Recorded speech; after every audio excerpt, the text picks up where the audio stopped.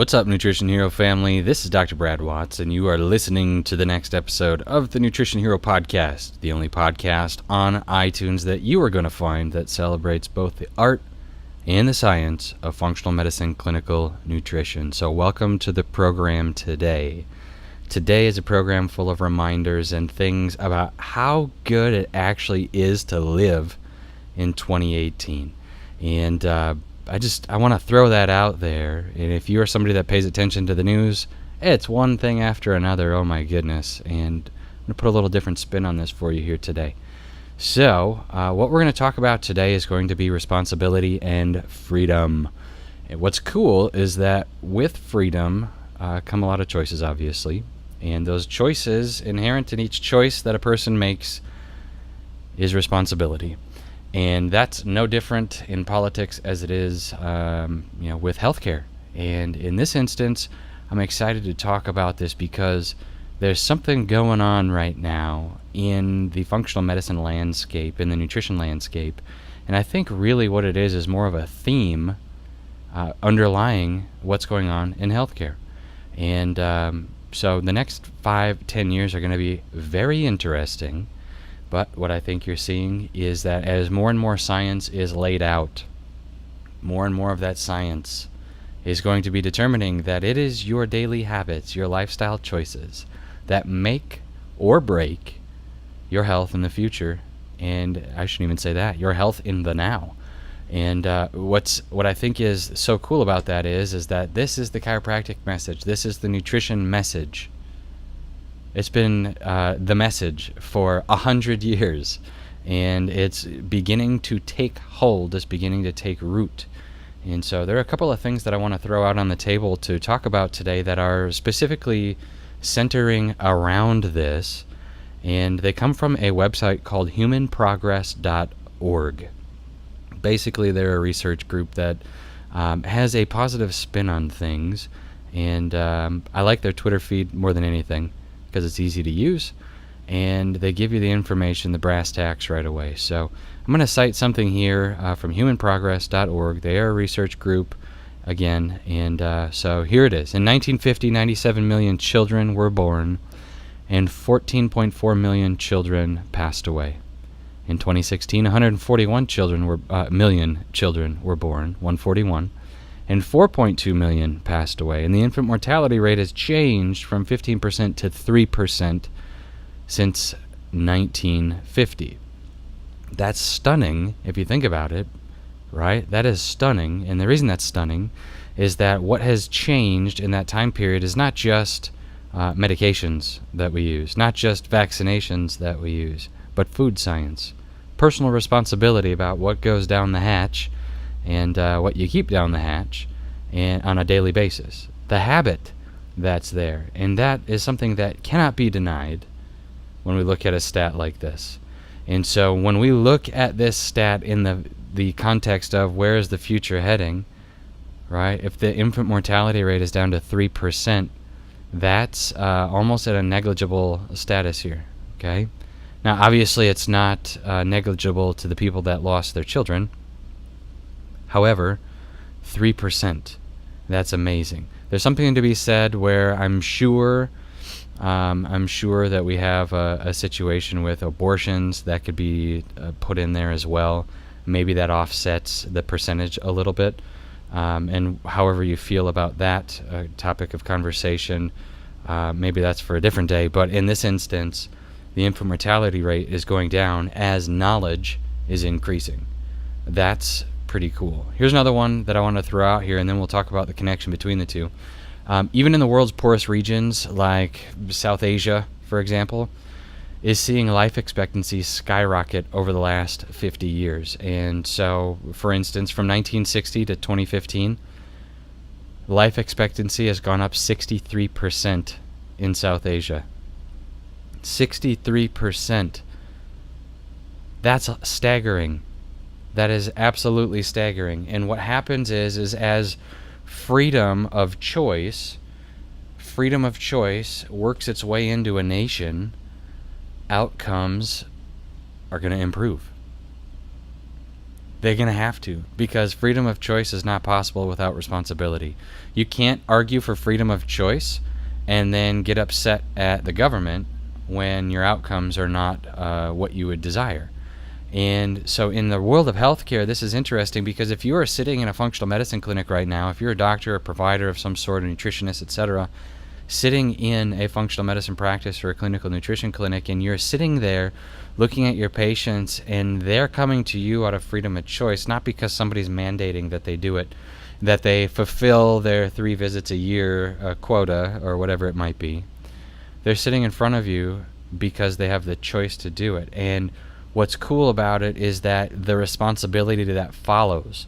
So nobody shows up into a doctor's office, no sane person shows up into a doctor's office and is in a spot where the doctor accepts them into care, right? Or the nutritionist accepts them into care, and then that patient is like, well, it's all on you now, doctor, right? No sane person operates that way. It's not a procedural-based situation. It's more of an education-based situation, or like a nutritional counseling-based situation. That's super important to delineate the difference between the two. It's not procedural-based. If it was procedural-based, then by all means, heal me, doctor. But because it's not, we're in this spot where a patient can elect to have education, and then it's up to them in order to put it into practice. That's so cool. That is so cool. What's cool about it is that it's the same thing as going to college, and then if you decide not to utilize the information you learn, well, tough cookies, right? So that's on you in the long run. So that responsibility that's there is the key. And when it comes to responsibility in educating and coaching your patients, you want to make sure that the responsibility is laid out. It's the thing that's agreed upon. It is the thing that's agreed upon. And so the reason we're talking about this today is because one of the things I get to do is I get to consult the doctors around the country regarding laboratory diagnostics. And these laboratory diagnostics, one of the things that happens is what am I supposed to do to help this person heal? That's the question. And the question comes up because we're looking at the labs, and let's say that the patient tells the doctor or provider, hey, I'm doing 100% of my responsibility. What's yours, doctor? How come I'm not moving in the right direction as fast as I should be? And I'm going to tell you guys, oh man, 100, there's no way. All right, there is no way that any single patient is 100% on top of their situation. How do I know? Go out to dinner with them. All right, go out to dinner. Drop in on them. Make a house call. All right, make a pantry cleaning visit. They're not doing it 100%. There's no way. And I know doctors that I treat that don't even do it 100%. Right, and they say that they do, but they don't. And it's this human condition to overestimate how good you're doing at something, right? Especially when it's when there's risk involved. It's a human condition to overestimate how well you're following along. And so when somebody says, I'm doing everything you're telling me to, that's the first thing that needs to be looked in on, because there's no way. All right? There's no way. If you were, you'd be getting better, because it's not me, the doctor, that's healing you. It's not you, the nutritionist, that's healing your patients, right? It's that power in the body that heals the edges of a cut together. It's that innate intelligence. It's that life power, that force that is absolutely a characteristic of your patient. That's the thing that we're working with. And so it's the responsibility piece here is, I mean, we cannot talk about it enough. We can't talk about it enough. So how do we emphasize or enhance the responsibility, right? How far are your patients willing to go in order to exercise their responsibility?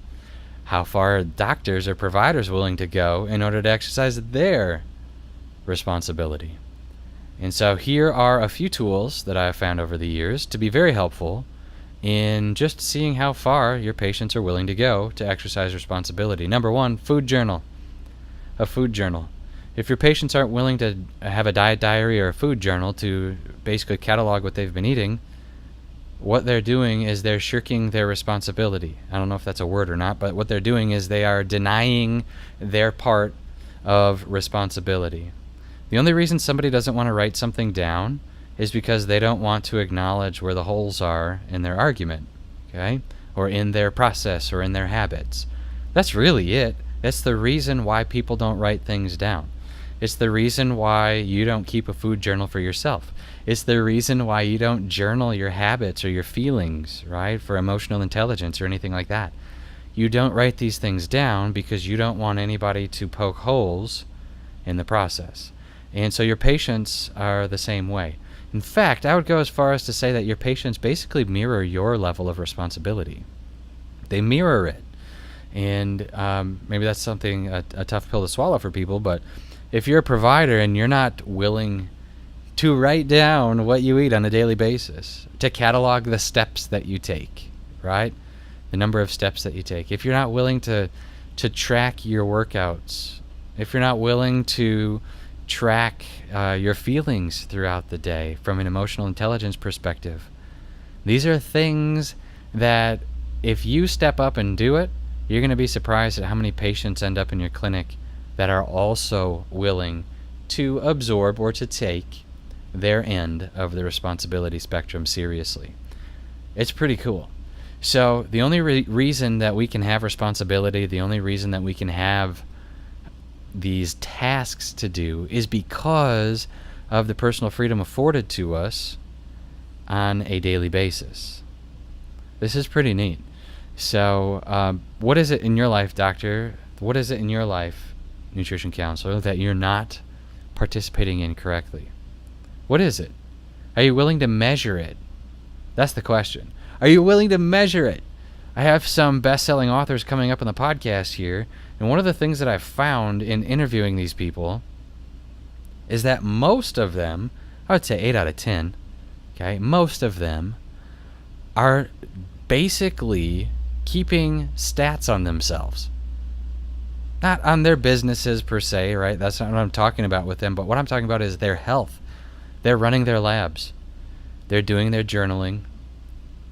They are keeping detailed information on their habits. Why? Because if something's not going right and they have to reach out to somebody for help, what are they going to do? They're going to have data to make informed decisions with. This is super cool, and this is the piece of the puzzle that most providers in the functional medicine world that are not having a good time, right? This is the piece of the puzzle that they're missing. This is something that is so powerful for you and your patients to be able to bond over, to communicate over these habits. It's something that, I don't know how else to say this other than to say that it's critical to the success of your patient. It's critical to the outcome of their case. I can look back over the years, and the patients that had the worst time, the patients that I ended up having to have some level of separation with, right? The patients that had trouble in a functional medicine setting, I should put it this way, in my functional medicine setting with my coaching skill. The patients that had the worst time were the ones that were unwilling to document their daily life. Just unwilling to do it. That's tough to say, but that's what it boils down to. And were they unwilling to do it because was it all their issue? Maybe not. Right? Were there times in my life where I was the one that wasn't documenting, wasn't detailing, wasn't measuring the appropriate pieces of information, right? And so then they end up mirroring my lifestyle. I think that's accurate to say. That's kind of tough to swallow, but that's accurate to say. So, all right, so what are we going to measure, right? What are things that we measure in a successful functional medicine practice? What do we measure, right? So if you give your patients a notebook, what is it that you're going to have them look for? Well, obviously their food, number one. If they have some level of objective data that they take on a daily basis, like blood pressure or glucose values, something like that, sure, measure that stuff. That's cool, right? Measure it. Lab testing, that's kind of the doctor responsibility, but you're going to measure it. You're going to compare and contrast. That's cool. Weight, sure, you could do that if you like. Okay. What else? Steps, habits, hours of sleep, number of bowel movements during the day. That's cool, right? Awkward conversation, but for some people, anything less than a couple per day is considered clinical constipation in general. And so that happens quite often if you're talking about a functional medicine practice. What are the things that you can have your patients document on a daily basis that allows them to embrace responsibility. And even if they don't embrace it, it allows them to square up to it and figure out where they're not holding it up their end of the bargain. I think that is very critical. Very critical. So documentation is going to be key from the patient perspective. Document. How do you feel? What in the world? Do you have any emotional intelligence things that you can work on with them? Right? That's cool. What's their inner thought life like? Jot that stuff down. What are the tapes that are playing in your head? These are all things that you can utilize to serve your patients more effectively. Things that most providers, especially in the medical world, they're not participating in. Maybe your glucose value, blood pressure, body weight, right? But not from a habit perspective. These are the things that allow you to separate yourself from the rest of the industry in your city. So, pretty cool. All right, so this freedom that allows responsibility, those two things are on a scale together like a teeter-totter. And they cannot outbalance each other, right? They cannot have an offsetting situation. I mean, we want them to offset. They cannot have an overpowering situation. Like you can't have 10 units of freedom and 2 units of responsibility, right? That leads to anarchy. Okay, and what does that lead to in healthcare? That leads to right-based healthcare. Well, it's my right. Okay, it's my right for you to, treat me, doctor. It's my right. Well, I'm not an emergency services center, so actually it's not, right? And when we have the opposite side of the situation, when you have 10 units of responsibility, 2 units of freedom, that's oppression. That's massive oppression. Massive. So this balance has to be struck here. And as you go back, think about patients in the past. Think about the patients that have been successful and the patients that have not been successful. One of the things that I have is this prototype of the perfect patient. And for me, the perfect patient is somebody that has an engineering background, right? They graph everything. Their notebooks are made up of the graph paper. It's amazing. It's fun to work with because they do the work. They put in the work. They analyze it and they say, so what do we do now, doctor? Where do we go? This is the information. What do we do with it? They are detailed note takers. They have goals, right, that are measurable. Maybe it's the engineering bug. Maybe it's just the way that they're wired. But the point is that when you lay out a prototype of a patient that is the perfect candidate for care in your office, what do they look like? I'd urge you to have that, number one. And then number two, make sure that that patient keeps track. They're willing to track. What's cool is that cell phones with pictures, right? So a camera on your iPhone or your whatever you use, that is a very perfect way for your patients to keep track of their daily habits. Pictures. Just snap a picture, come into my office, and we'll go through all the pictures together. So I know what you ate. We can look at the pedometer that's on your iPhone. We know how many steps you've been taking. All of the stuff. Okay, we know the supplements you took. You snapped a picture of them. We know all of it, right? If you went to the gym, we can snap a picture of the gym. At least take a note. It's all time-stamped. It's wonderful. There's no reason for your patients not to be able to document this stuff. I was using, before the iPhone was out in full force with awesome cameras and people had these digital cameras, like the little Canon, remember those? We'd use those in practice and just, hey, take a picture of your food, bring in your camera.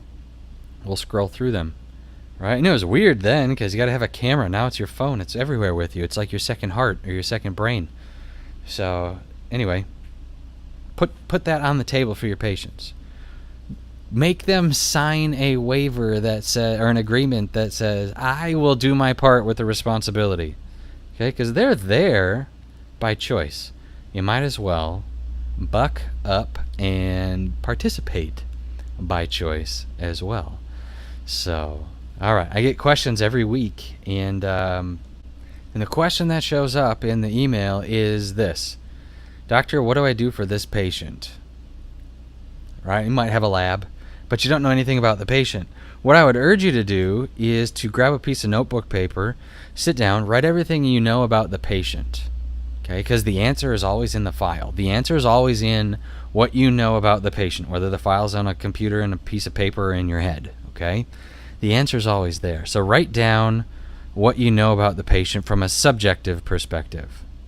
Okay, eats 2 meals a day, walks 2,500 steps a day, etc. Like stuff like that. Okay, from a subject, things that change. We'll just put it that way. And then write down the objective things: their heart rate, their pulse rate, their like with a pulse oximeter is what I was trying to say, their oxygen, all that kind of stuff. If you take those detailed notes, get all that stuff out, figure out what it is, right? And then write down what some of their habits have been. Write down what some of their eating habits have been. How many times do they cheat a month from a dietary perspective, right? Like this happened to me the other day. Got a gentleman, that nice guy, oh man, some of the nicest people I've ever met, this family. And the gentleman's having a rough time, and he's recently retired, and he's leaning in for the bear claws. And he's not eating hot dog buns anymore. He's not having macaroni and cheese anymore, that kind of stuff. And so I applaud him for making some of those quote unquote drastic changes in his life. But one of the things that this guy's sensitive to is obviously wheat, gluten. And for him, I mean, it's a slow roll, right? You have it. You don't really experience the effect of it other than the sugar immediately. But the gluten effect for this gentleman will take place 4 or 5, 6 days later, and it lasts for weeks. It's kind of fun to see that as a provider, but super frustrating, because how do you communicate that to the patient? Right? How do you tell them that your choice doesn't really have an immediate effect, but next week you're going to be really upset?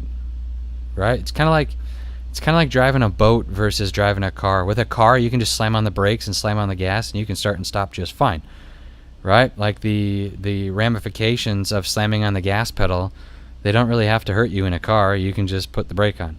But in a boat, it takes a little while to get started, and then once you're at full throttle, even if you shut the boat off, you're still moving at a pretty good clip for quite a long distance, right? It takes a while, and that's what the immune system is like with gluten or whatever it might be for a food sensitivity. That's what the immune system's like. And so that's what it is with this gentleman. And what's interesting is having him document his food and letting him see that, hey, 5-6 days of good eating is going to start to yield a blood sugar value that's nice. It's not sugar related, right? There's no sugar in steak unless you're making it wrong, right? and so seeing that is something that is irreplaceable when you can see that on paper. Irreplaceable. So what is it that you need to do in your practice to step up, to document, to change, to provide a pathway for quality change for your patients? Help them heal. Oh man, help them heal. So it's kind of cool. I've been, there's this thing that, kind of a side note here, a little tangent, but there's this thing that is a YouTube sensation. I don't know if you guys have seen this, but it's called ASMR. And this ASMR has been taking over the YouTube world in kind of a crazy way. It's a little weird, so I'll explain it to you here. I think it's weird, but it's a little weird in that what you're doing is you're listening to people on YouTube talk to you in a whisper. Some of them are singing songs. Some of them are like brushing, a hairbrush into a microphone, or doing this on their cell phone, just tapping, and you can hear it. And it's allowing patients to relax, and it's interesting. So I started looking into it, right? I started looking into this thing. It's called Autonomous Sensory Meridian Response, and that doesn't really mean anything from a clinical perspective. It's just a term, a phrase that somebody coined. But when we look at what is actually happening, is this ASMR is an experience. It's a feeling that people are getting. And again, this sounds so crazy, but people, by listening, by hearing or seeing something on a video here, what's happening is they're starting to get like a tingling sensation in their head. And it goes down their spine, their arms, their legs. And what it's describing is a physical response to extreme relaxation. So what's happening is you have this whole cult movement of people that are dealing with anxiety, people that are dealing with PTSD, people that can't sleep at night, insomnia, and they're watching these videos and they're out cold, right? Where they couldn't sleep before, now they're out cold. People that are in chronic pain issues. It's seriously, it's wild to think about this. That this is actually happening on YouTube. They're not providers, they're not doctors or psychiatrists or psychologists. No, that would make too much sense, right? These are people that are just videotaping themselves. And they got millions of followers. Like there's a video that I saw here on this news article. There's a video with like 20 million hits on this video. Like this is this lady's job. It's awkward. It's awkward. But yet you're seeing it change some people's lives, and obviously most of the evidence is going to be anecdotal, right? So nobody's studying YouTube right now for the effects of relieving insomnia.